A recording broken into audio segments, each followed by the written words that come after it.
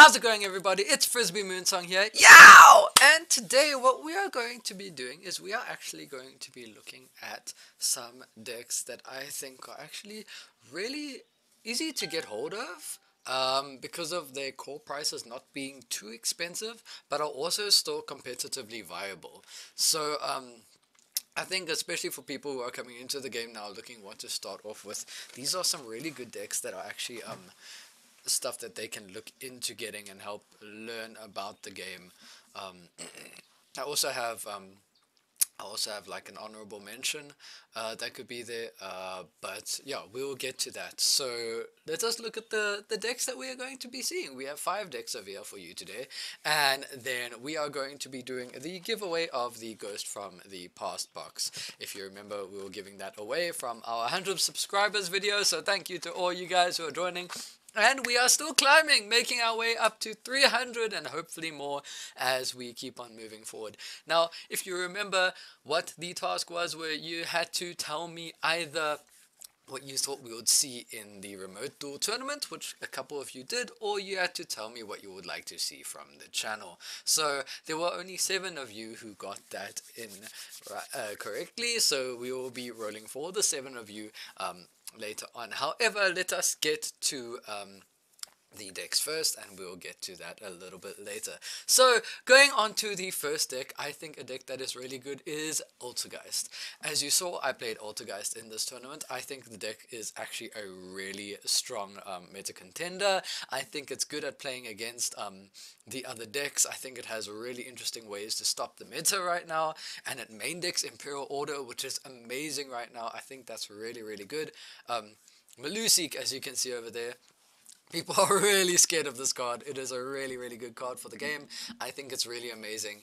And it's quite affordable. The deck isn't that expensive to get. Multi-fakers aren't that expensive. Malusiks are probably the most difficult one to get out of all the Ultrageist cards.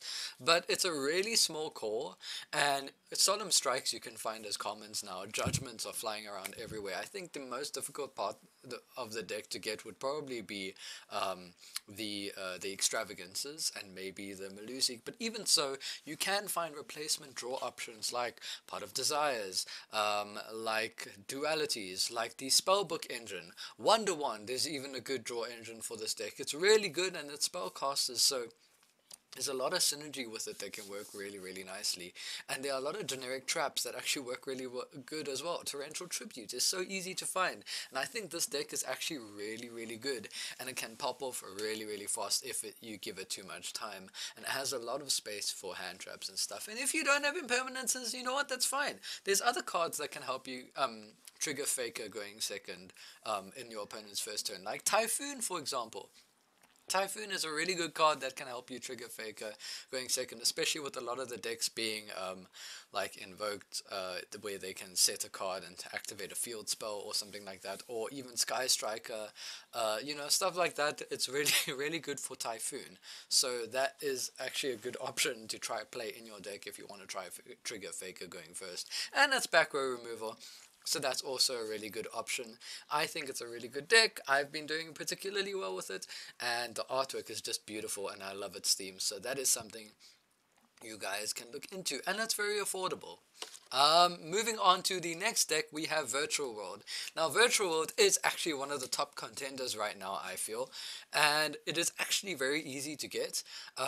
Crystal Wings and Tzolk'ins are really easy to get. They were recently in the last OTS pack, so you can get a Crystal Wing Super and I think a Super Crystal Wing and a common Tzolk'in, which is really fine. The most difficult card for this is probably going to be Lulu's. That's going to be the most difficult card to get, and Shen Shen, but you only need 1 Shen Shen anyway, which is fine.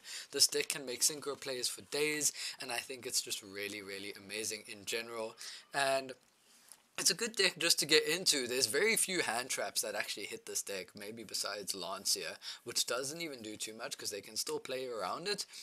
But I think it's a really good deck to focus on getting into learning maybe learning very intricate things about the game, because obviously a lot of them have effects, and the fact that they have effects from hand allows you to play things like Frame Gamma, which is actually a rare. The latest printing was in the Toon Chaos, which it was a rare, and you can get Frame Driver as well from that, which is really affordable right now. So this is another deck that you can look into for playing the game at a cheaper price, but with a really good competitive edge. Going on to the next deck, we have Salamand. Now, I know we don't have the structure decks here at the moment. If we did, that would be amazing, because people could get Ash Blossoms again. But a lot of people bought this back in the day, and some people might not play it. So this is actually a really affordable core that you can get from people. And I know starting Yu-Gi-Oh is a little bit of a oof, but especially in the bank account terms. But literally something like this and all the decks we're talking about here is something you can easily build, and you don't need too many other things to actually make it powerful. It's actually very, very powerful as a core on its own.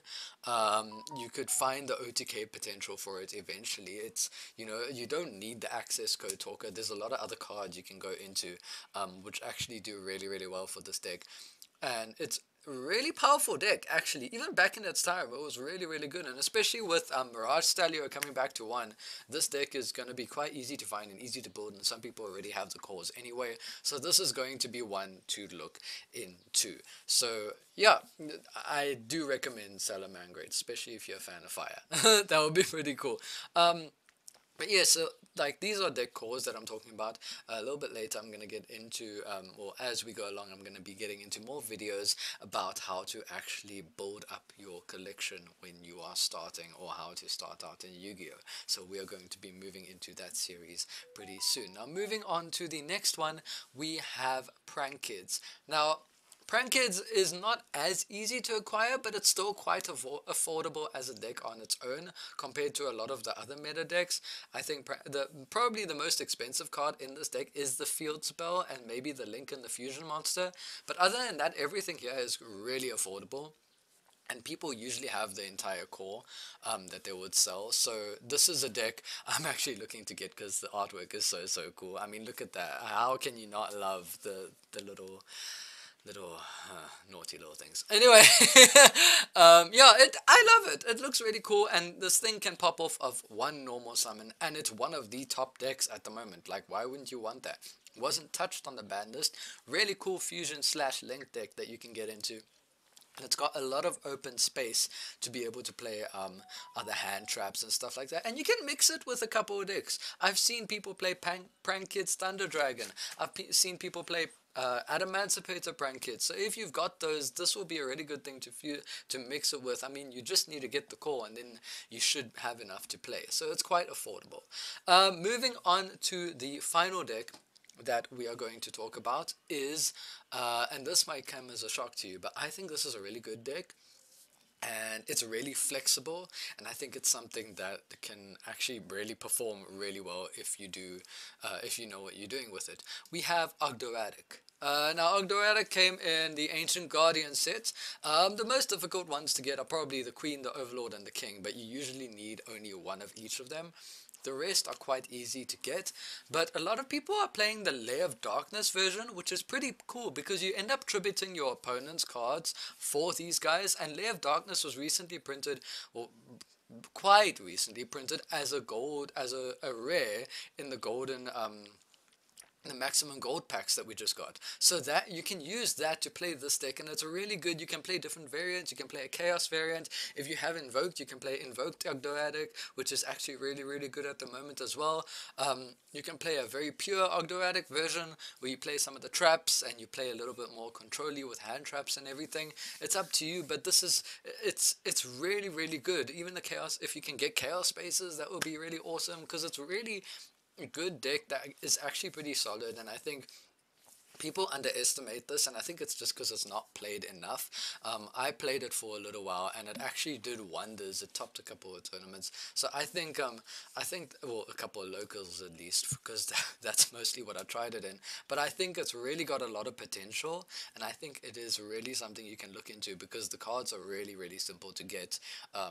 and you only need one of each of the ultras, and there is more reptile support coming for it pretty soon with the reptilians. So this is something really I suggest you look into, and I suggest you look into getting hopefully soon, because I think this could be competitively viable and it's really affordable as well. So yeah, this is something you can see if you can get your little hands on, and I think it's rather fun. And the artwork is beautiful. I mean, have you seen Water Lily? Have you seen how cool Water Lily looks? But yes, moving on to the draw. So what I have here, I've drawn the list of the names of, or written down the list of the names of all the people who are in the giveaway for the Ghost of the Past box. So we are going to go to our random number generator. So as you can see here, we obviously have the comments over here of all the people that did it.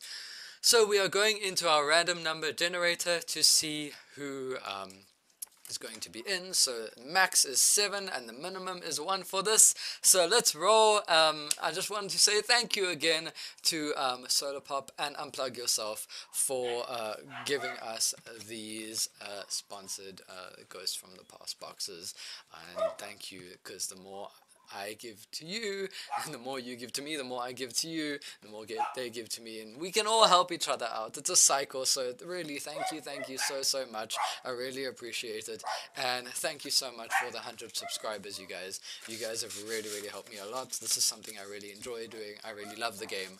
So yes, let me get to it. Let me not waste any more of your time, although the suspense is a lot of fun. So let's get to the roll. Let's generate the number in 3, 2, 1, let's go. Number 1, that is going to be Mr. Gary Carstens. So, Mr. Gary Carstens, you said you'll probably see, you spoke about zombies.